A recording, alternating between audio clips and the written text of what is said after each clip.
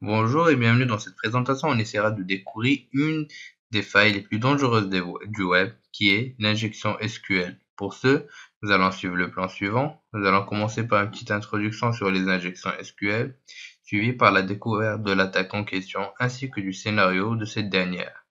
Nous allons ensuite découvrir un des outils qu'on va pouvoir utiliser qui est SQL Map, ainsi que les autres outils qu'on va pouvoir utiliser pour l'exploitation au sein de notre lab.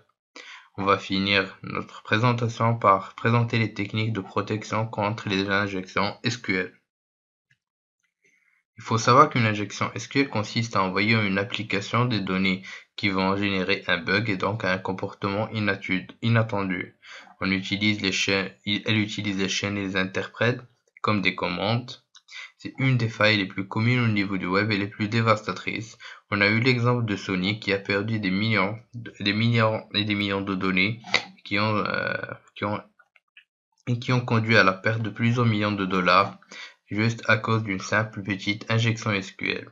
Je dirais aussi que c'est la faille la plus critique du web et qu'elle est aussi la plus répandue au sein du web car on retrouve de plus en plus des techniques de plus en plus avancées pour l'exploitation de cette dernière.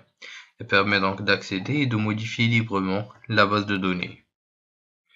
Donc, concernant l'attaque en question, l'application fournit généralement un formulaire ou un espace de login ou autre input pour l'utilisateur. L'attaquant envoie la requête dans les données du formulaire, comme on le voit au niveau du schéma. L'application transfère les données à la requête SQL. Donc l'utilisateur va lancer sa bombe. On va faire passer cette requête vers la base de données, qui est la quatrième étape. Donc le service de base de données lance la requête contenant la bombe et renvoie le résultat de recherche à l'attaquant.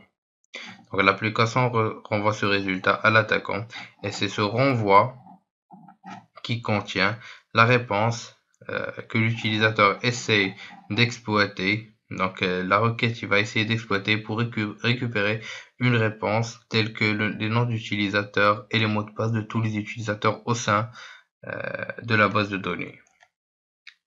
Donc on a un exemple de scénario de base. Donc on a le domaine mydomain.com/produit. On a un produit dont l'ID est 1. Donc l'injection consistera à donner par exemple un ID de produit, d'ajouter une union avec la requête select username password from users, donc la sélection de tout ce qui concerne le nom d'utilisateur et les mots de passe de la table utilisateur. Donc la requête résultante va être la suivante. Donc on aura un select de nom du produit, de la description depuis la zone de produit, où le produit où l'idée du produit est 1, 2, 3. Union encore une fois avec un select sur le nom d'utilisateur et le mot de passe depuis la table utilisateur. Donc un des outils qu'on va pouvoir utiliser au sein de notre formation qui est SQL Map. SQL Map est un outil extrêmement puissant. Il supporte le MySQL, Oracle, PostgreSQL et Microsoft SQL Server. En plus de ces 4 systèmes de gestion de base de données, SQL Map permet également d'identifier Microsoft Access, DB2, Informix, Sybase et Interbase. On a un support pour énumérer les utilisateurs, les mots de passe, les privilèges, les tables, les colonnes, etc. On a une prise de charge de plusieurs techniques d'injection SQL, en aveugle, autrement dit blind SQL, union, etc. Permet aussi une prise d'empreinte des serveurs web et on a une intégration avec d'autres projets tels que WAF ou encore Metasploit. On a aussi l'existence d'un support de méthodes d'authentification tels que l'HTTP basique, le NTLM et par certificat même. On a aussi bien d'autres options qu'on va pouvoir découvrir surtout dans la formation sur la sécurité et le hacking avancé. Les outils qu'on va pouvoir utiliser au sein de notre formation sont SQL Map, OWASP Zap encore une fois qui est un outil incontournable pour la recherche de failles. On va aussi pouvoir utiliser l'outil Hash Identifier qui nous permettra de trouver le type de hash qu'on aura récupéré à l'aide de SQL Map. Mais aussi on va utiliser la logique, c'est le plus important, car rien ne remplace l'exploitation, la recherche de failles d'une façon traditionnel à main nue. Rappelons-nous que la plupart des outils donnent des faux positifs et qu'une vérification à main nue est la plus importante étape que vous puissiez faire. Sans plus tarder, passons à l'exploitation. Une fois au niveau de notre machine vulnerable web application, de notre application web donc vulnérable, nous allons nous diriger vers la zone de SQL injection. Alors, ce qu'on va essayer de faire, c'est donner une ID telle que 1 pour pouvoir la répondre. Donc l'ID 1 nous donnera le nom d'utilisateur et son nom qui sont admin dans ce cas. Donc pour voir d'où vient, pour voir si la faille déjà est présente, on va essayer de donner comme paramètre 1 et juste une toute petite apostrophe qui nous donnera une idée sur l'existence de la faille. Donc effectivement, si vous avez une erreur, vous avez une chance que la faille soit exploitable avec succès. Donc on va revenir. Donc pour comprendre déjà d'où la faille vient, on va se diriger vers la source. Rappelons que le Dev Vulnerable Web Application nous donne accès à la source qui nous permet de comprendre exactement ce qui se passe. Donc ici on remarque que la variabilité récupère donc le paramètre ID qui est passé grâce au get. Donc automatiquement on va effectuer la requête sans effectuer de contrôle sur ce que l'utilisateur nous a donné comme input. Ce qu'on va essayer d'afficher maintenant, c'est tout le contenu grâce à la requête suivante. Donc on va essayer d'afficher tout. Le 1 est égal à 1 est toujours vrai. Donc cela va nous afficher tout le contenu et on va valider. Donc on a l'ensemble des utilisateurs de notre table qui seront affichés grâce à notre commande. L'étape suivante consiste à récupérer la version du serveur qu'on est en train d'utiliser. Pour ce, nous allons réutiliser notre requête, la requête suivante, mais cette fois, on va ajouter une union. On va sélectionner la variable version. Ensuite, on va exécuter. Donc effectivement, nous avons pu récupérer la version de notre serveur, sachant qu'on peut faire bien sûr tout ça grâce à un outil comme SQLmap, mais je préfère que vous initiez à utiliser un menu. On passera dans quelques instants à l'utilisation d'outils tels que SQLmap ou encore Zap. Maintenant qu'on a récupéré la version, la prochaine étape consiste à récupérer le schéma de la table, donc les tables qui composent les schémas de la base de données, excusez-moi, donc les tables qui composent la base de données. Pour ce, on va utiliser encore une fois la même commande union, mais cette fois, on va sélectionner la variable d'environnement information schema qui va nous donner des informations sur la table. Pour utiliser cette dernière, on va choisir un select.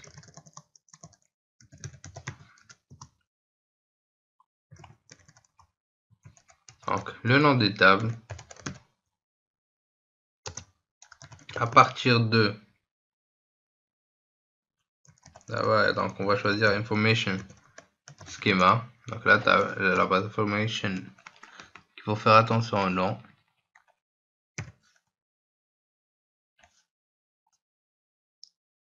Point tables.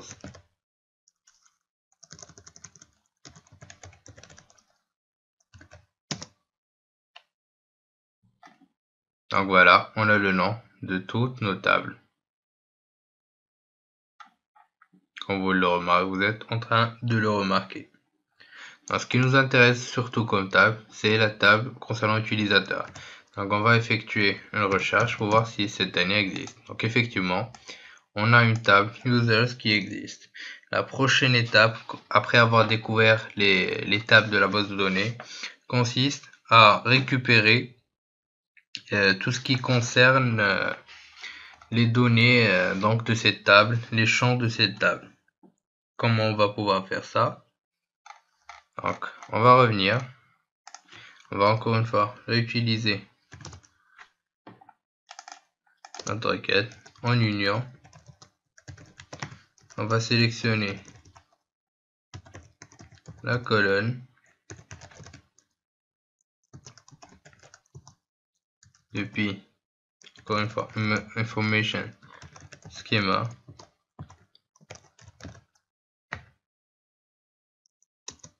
ou le nom de la table et users.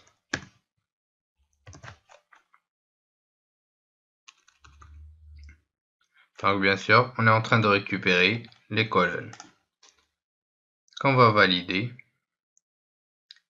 Ce qui nous intéresse surtout, c'est user et password comme colonne.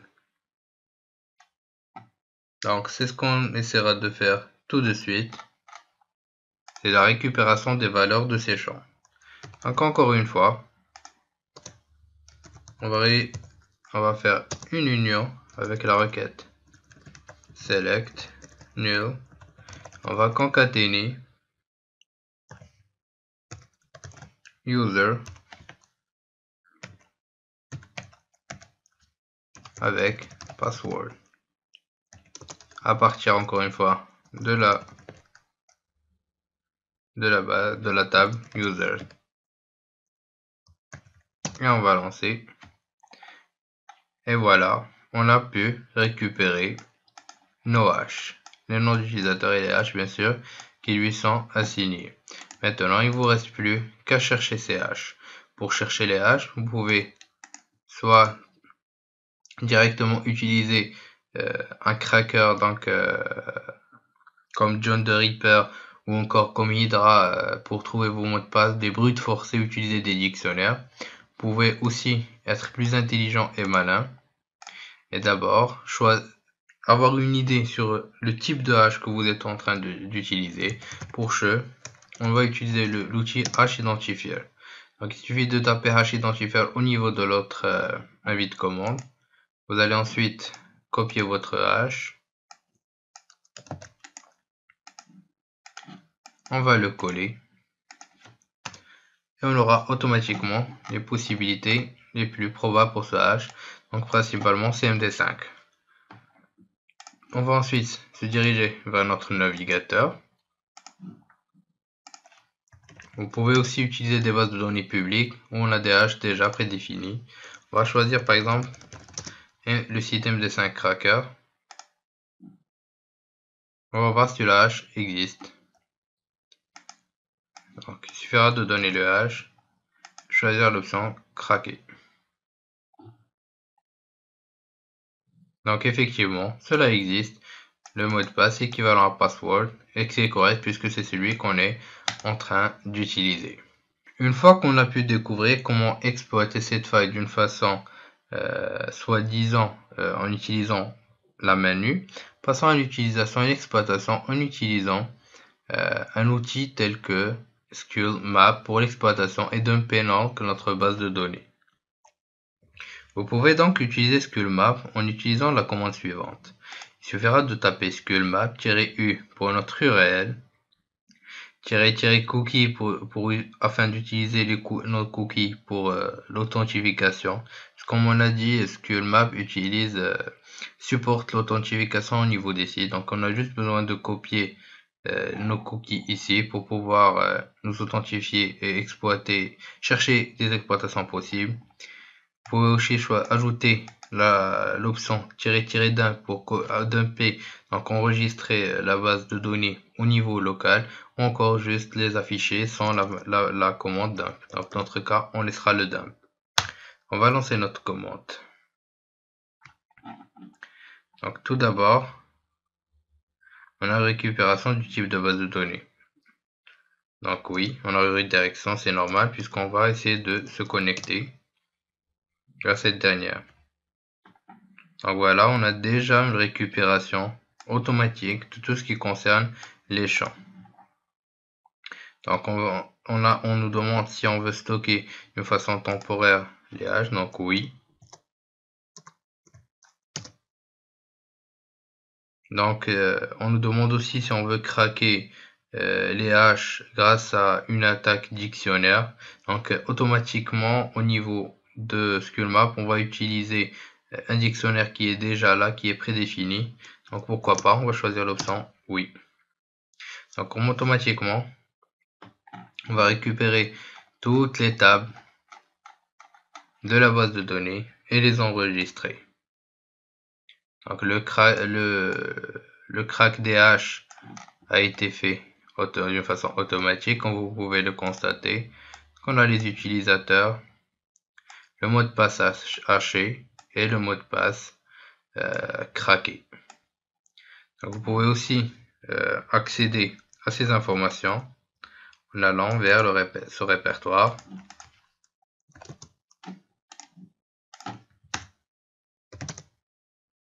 Donc on va choisir la machine cible qui est la suivante. Donc, automatiquement c'est le nom du répertoire. On va entrer dans le répertoire dump, on va voir ce qui a été dumpé. Donc c'est la base de données DWA pour Developable Web Application qui a été copiée, donc en d'autres termes dumpée. Donc ces deux principales tables qui sont Guestbook et Users. Vous pouvez afficher le contenu grâce à la commande cat et Users CSV. Donc vous marquerez le nom d'utilisateur et tous les composants de la table, le mot de passe haché, le mot de passe en clair, nom d'utilisateur et le nom, etc. Donc nous avons pu effectuer notre injection avec succès. Donc vous pouvez aussi trouver cette faille autrement que utilisant un outil comme SQLmap ou un menu, en utilisant encore une fois l'outil dont on a parlé qui est le zap. Donc on va voir ça ensemble. Donc on va lancer zap et entre temps on va activer le proxy pour pouvoir faire communiquer zap avec votre navigateur en allant vers préférences, option de connexion, configurer la connexion automatique, choisir OK, on ferme. On va revenir pour voir si notre outil a bien été chargé. On attend quelques secondes le temps du chargement de ce dernier. Et voilà. Donc, ce qu'on va essayer de faire, c'est de nous rediriger vers la zone d'injection. On va donner comme paramètre 1, juste en guise d'exemple, et on va revenir vers Zap. Donc automatiquement le site a été ajouté.